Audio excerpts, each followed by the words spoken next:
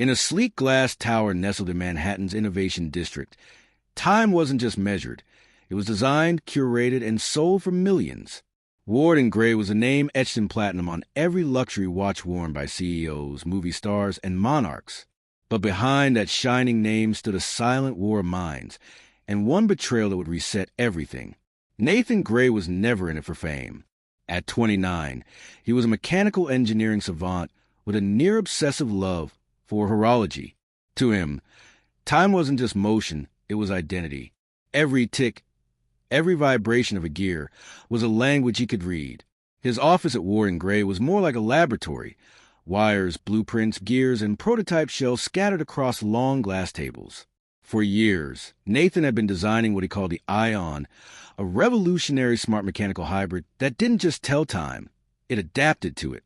It wasn't about step counters or message alerts. The Ion used biometric syncing, nanoscale gyroscopes, and a unique pulse-resonance system. It could subtly shift the rhythm of its tick to match your stress levels, optimize your rest patterns, or even anticipate your movements based on your muscle microsignals. Nathan often joked it was more loyal than your therapist and smarter than your smartwatch. But while Nathan perfected the art of time, Liam Ward mastered the art of manipulation. Liam, the other name on the company's masthead, was charming, eloquent, and ruthless beneath the surface.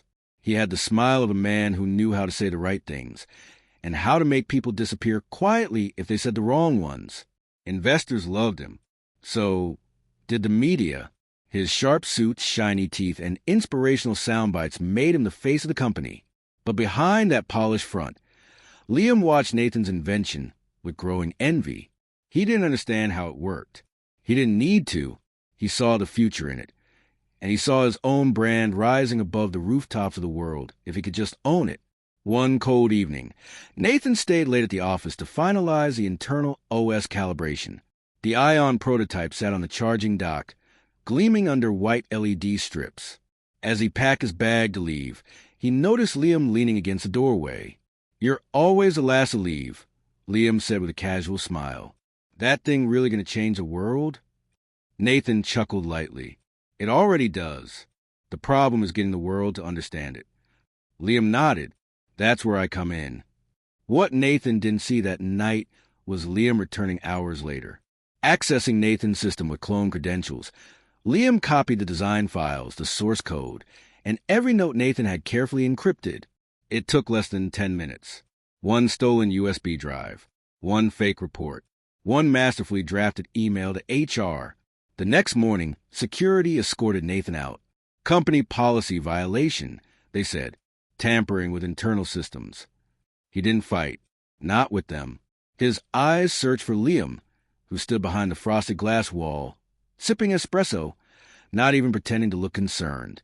Just like that, Nathan was erased. His invention, his reputation, his years of devotion, gone in a heartbeat. Days later, the headlines broke. Ward unveils Ion, world's first sentient timepiece. Liam Ward, the man who revolutionized wearables.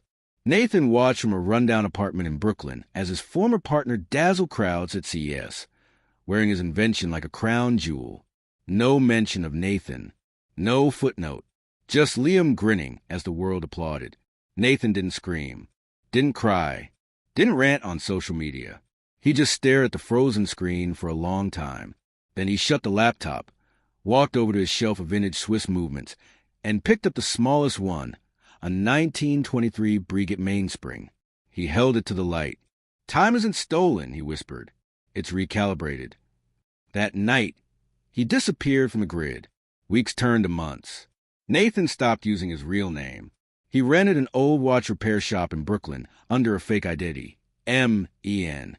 Most people thought he was just another recluse with a jeweler's loop. But beneath the floorboards, through a biometric lock trapdoor, he built a hidden lab where time wasn't just measured. It was rewritten. He didn't want revenge. Not yet. First, he needed something better. Something beyond the Ion. He called it the Chronocore, a micro-device embedded in a prototype watch that could send out imperceptible quantum pulse fluctuations, syncing with nearby devices.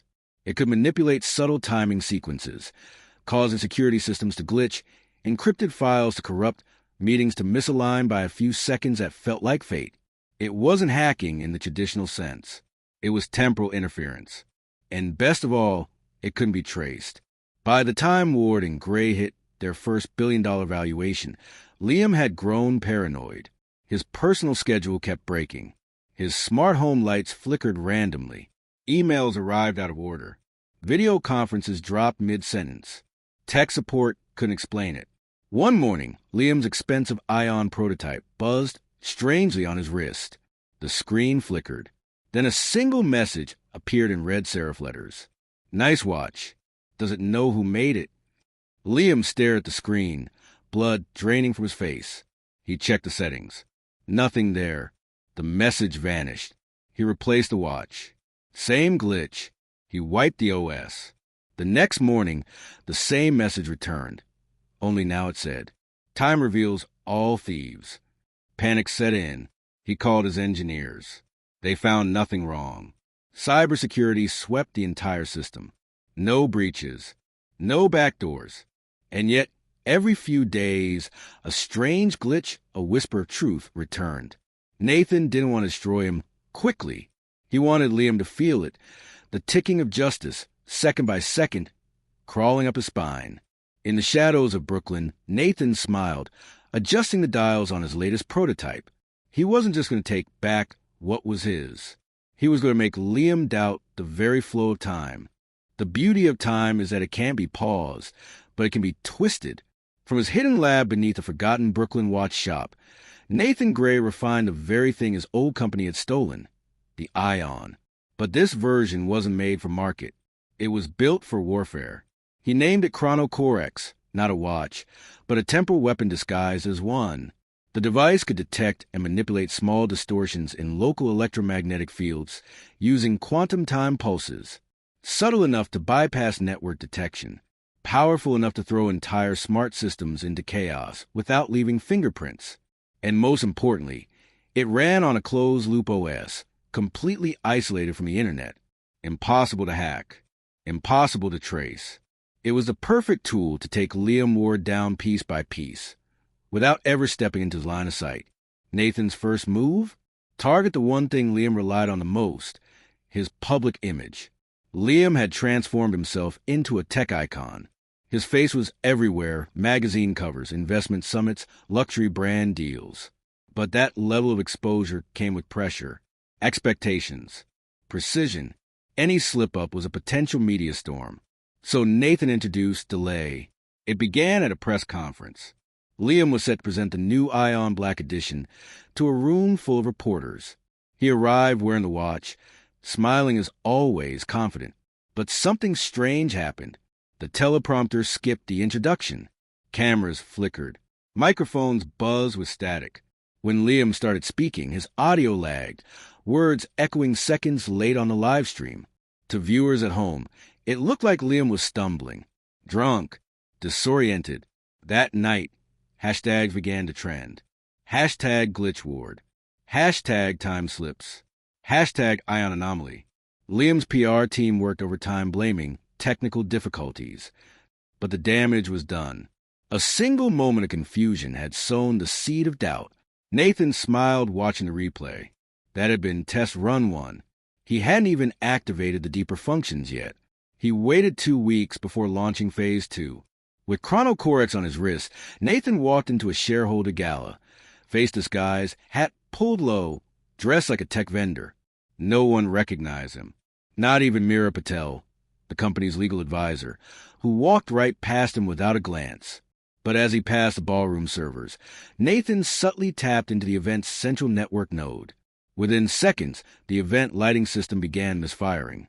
Lights blinked on and off. Music cut in and out. Even the champagne refrigeration unit failed, ruining half the night's supply. To the average guest, it felt like bad luck. To investors already spooked by the conference glitch, it looked like instability. Nathan left before dessert. 3 days later, he got a message on a secure line from an anonymous email address. "If this is you, I never believed Liam." It was Meera. Nathan hesitated. Could he trust her? They had never been close. Meera was brilliant, composed, fiercely loyal, To the company, not to either founder. But maybe she had finally seen the cracks. Maybe Liam's version of the story didn't hold up anymore. Nathan replied with a question. Do you want the truth? Her response came 1 minute later. Meet me where it started. They met after midnight at the old R&D lab, the first place Nathan had tested Ion's earliest circuits. The building was empty, the equipment replaced, but the memories remained. Mira stepped out of the shadows, trench coat tight against the wind. I knew it, she said quietly. The glitches, the audio, that wasn't a coincidence. It was justice, Nathan said, slow and precise. Mira didn't flinch. He used your code. I found fragments buried in the Black Edition firmware. Your fingerprint is still there. Because he never understood the code, Nathan replied. He just repackaged it. I want to help, Mira said. Nathan narrowed his eyes. Why? Because if Liam keeps going, someone will get hurt. Investors, users, maybe even people wearing your stolen tech. You built it. He rushed it to market. You've been attacking him carefully, but he's unraveling fast. You're the only one who can end this without it becoming a disaster. Nathan considered her. She wasn't lying. Her voice trembled slightly. Her eyes didn't blink when she said his name. I have one final move, Nathan said, but I need access to the keynote servers for the global product launch. You're planning to expose everything, not with words, with time itself. Mira nodded slowly. I can get you in, but if we do this, there's no coming back. Nathan looked down at the chronocorex. I never planned to go back. 1 week later, the world tuned in for the biggest event in Ward and Gray history, the unveiling of the Ion Sky, a supposed evolution of the Black Edition, billed as the watch that thinks for you. Millions watched the live stream. Celebrities, investors, the tech elite, all gathered in the auditorium. Liam Ward stood on stage, sharp as ever, flanked by LED screens and dramatic lighting. As the countdown hit 0, the presentation began. But Nathan was already inside. He stood backstage, invisible to cameras, Mira feeding him live signals through an encrypted channel. The moment Liam raised his wrist to display the Ion Sky, Nathan activated the pulse.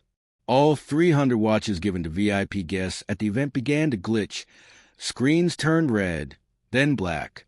The main screen behind Liam flickered, and then the unreleased footage played. It was the original demo video of Ion, with Nathan narrating. It showed the early tests, the blueprints, the timestamp, his name on the design, his voice describing the biometric feedback loop, all streamed live to the world. Liam froze. His microphone buzzed. People stared. Phones came out. Screenshots. Tweets. Hashtags. He stuttered, tried to recover, but then came the final blow, a system crash triggered remotely by Nathan's prototype. All digital elements on stage shut down. Even the house lights died for 5 full seconds. When the power came back, Nathan was gone, but the damage was done. The media storm was instant. Live product launch hijacked by anonymous hacker. Is Liam Ward a fraud? Leaked footage shows original Ion inventor. Where is he now? The internet did what it does best. Dig, dissect, destroy. Within hours, forums uncovered timestamps, patent archives, deleted posts, and LinkedIn screenshots proving what Nathan had always known. He was a true creator of Ion. Liam's PR team scrambled. They issued statements calling the attack fake, blaming AI-generated content. But it was too late. Tech experts, horology communities, even rival CEOs began demanding transparency. Inside Ward and Gray headquarters, chaos reigned. Liam locked himself in his top-floor office, glass windows covered with blackout curtains. The confident man who once grinned on red carpets was now spiraling, checking his Ion Sky every few seconds as if it could save him. The watch kept glitching. Messages continued to appear on the screen in haunting silence. You ran the clock. Now it's running you. Tick, tick. He threw it across the room. It didn't break. Nathan had built it too well. Liam's paranoia grew louder. He fired 3 engineers. Accused his assistant of betrayal. Shut down entire divisions. Still, The system failures continued. Appointments scrambled, files corrupted, emails disappearing before they could be sent. The world thought the company was imploding due to fraud. But in truth, time itself was being turned against him. From his lab, Nathan launched the final stage of the chronocorix program, Ripple Mode. Ripple Mode didn't just affect Liam. It sent staggered frequency pulses across every ion device running stolen firmware. Over 200,000 units glitched in coordinated waves. Smartwatches buzzed at odd hours. Sleep tracking failed. Step counts reversed. Alarm settings rewrote themselves. Across social media, frustrated users began posting videos of their bizarre watch behavior. The story shifted from hacked launch to a public safety concern. Hashtag IonFail trended for 48 straight hours. Then came the class action lawsuit. Multiple states filed inquiries. Consumer protection agencies launched investigations. And one by one, corporate sponsors began pulling their endorsements. Magazine deals dropped. Investors backed out. The company's value plummeted by $2 billion in 3 days. Nathan watched it all happen from the shadows. But he didn't feel satisfied. Not yet, because Liam still hadn't admitted the truth. That night, Nathan did something bold. He sent Liam a direct message, encrypted, untraceable, delivered via a zero-delay quantum comms burst to his private smartwatch. It read, "Meet me at the clock tower. One-on-one. No lies left. Midnight." The tower in question was an old landmark on the city's edge, a once-famous watch factory turned museum, now abandoned. It was the very place Nathan had taken inspiration from in his early design years. He waited there, alone in the cold, surrounded by dust and broken gears. At 11:57, footsteps echoed through the atrium. Liam walked in, drenched from the rain, his eyes sunken with sleeplessness. No bodyguards. No suits, just a broken man in a soaked trench coat. "You win," Liam said, voice trembling. "You ruined me." Nathan stepped out from behind an antique grandfather clock, calm, collected, the chronocorix glowing faintly on his wrist. "No," he said, "you ruined yourself. I just set the pendulum swinging." Liam stared at him. "I gave you everything. You had a lab, funding, exposure. You gave me theft and betrayal," Nathan replied. "You took my invention, kicked me out, lied to the world, and now you want to play victim?" Liam looked away. "I had to," he muttered. "They wouldn't have listened to someone like you. You're too quiet, too technical. I was the face they needed." Nathan stepped closer. "You were the lie they followed. But time exposes every liar, every thief. Eventually, a long silence followed. Rain tapped the broken glass above them. Finally, Liam asked, "So what now? You gonna finish me off? Make me disappear?" Nathan shook his head. "I'm not you," he said, "but I did prepare something." He held up a small silver object, an early ion prototype, modified with a special pulse. With one tap, it would overwrite every stolen watch's firmware worldwide. Liam's version of ion would be wiped clean, leaving only corrupted fragments behind. "You're going to announce the truth yourself," Nathan said. "Tomorrow, live, no PR team, no script, just you, a camera, and an apology." "Or what?" Nathan smiled faintly. "Or I trigger a global sync error that bricks every ion in existence. Your customers will see you underground." Liam laughed bitterly. "You really became a villain." Nathan's expression darkened. "No, I just learned how to take back what was mine." He handed Liam a flash drive. "The footage, the documents, the patents, all yours for now. Use them to tell the truth." Then he turned and walked out. Liam stood there, staring at the flashing blue light on the chronocorix as it faded down the corridor.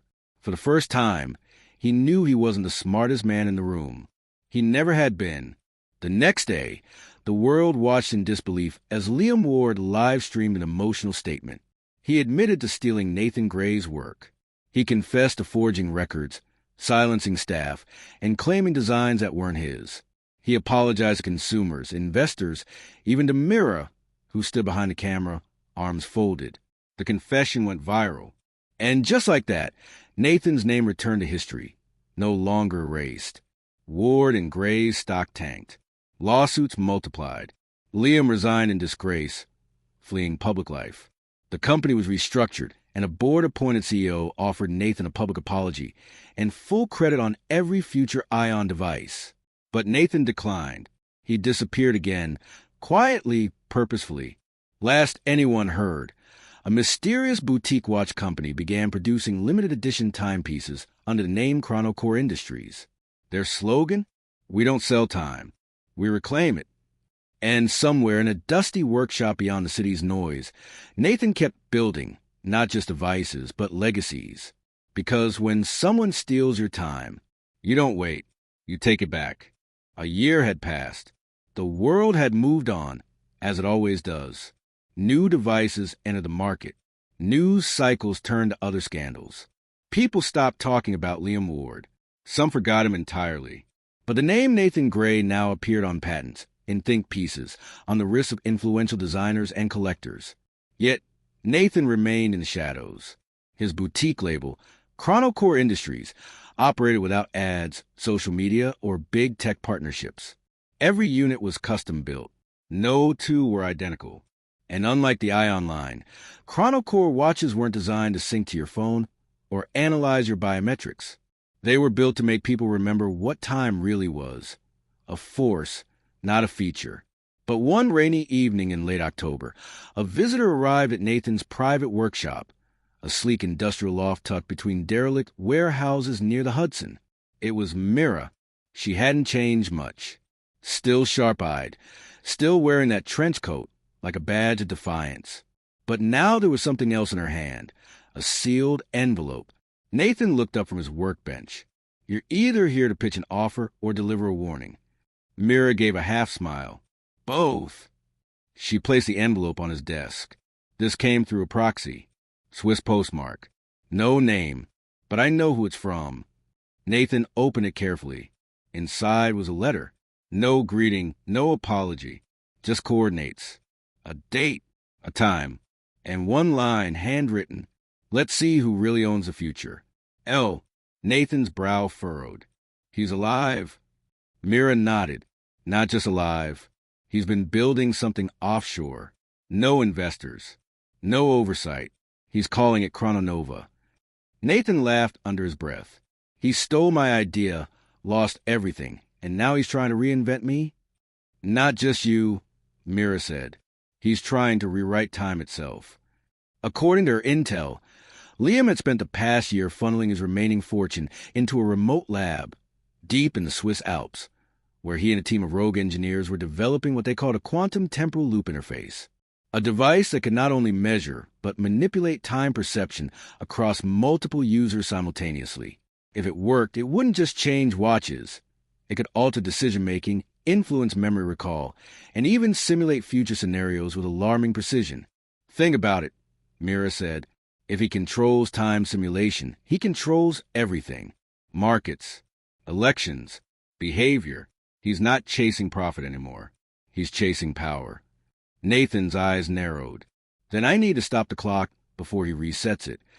3 days later, Nathan boarded a discreet private flight to Zurich. From there, a blacked-out SUV took him through winding mountain roads until the signal bars on his watch disappeared completely. The air thinned. The temperature dropped. At the summit stood a sleek, brutalist compound built into the rock face. Chrononova Labs. Guards didn't stop him. They were expecting him. Inside, everything was metal and glass. Clean, clinical, cold.